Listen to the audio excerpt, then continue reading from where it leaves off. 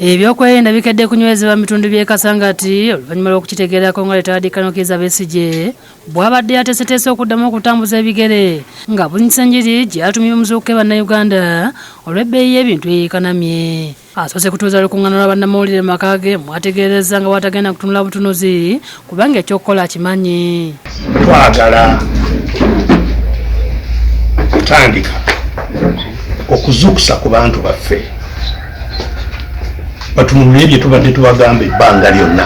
Kati tuli mu nsi ng'abantu abasinga obungi tebakyasobola kwebeezaawo.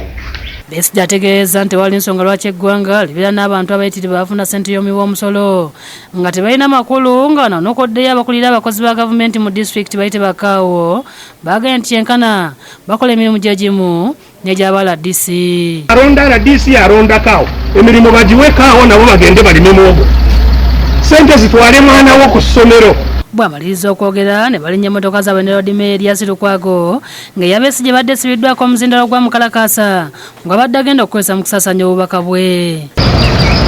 Kyokka mbangu ddala nga kibajje bafulume poliisi badde eddumira DPC w'e Kasangati Frantero Ramsay ebadde yamuteeza edda era ng'eragidde basajja be okuyola Dr Kizza Besigye bamuzze mu maka ge nabo kye bakoze.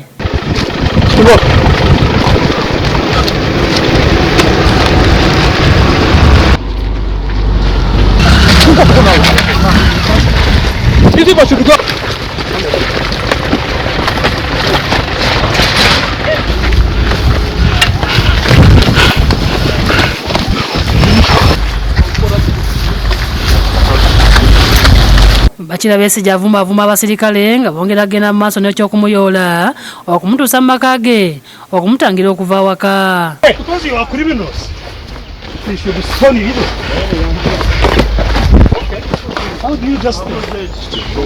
Download the app on App Store or Google Play Store now. Vision Digital Experience, the future of media.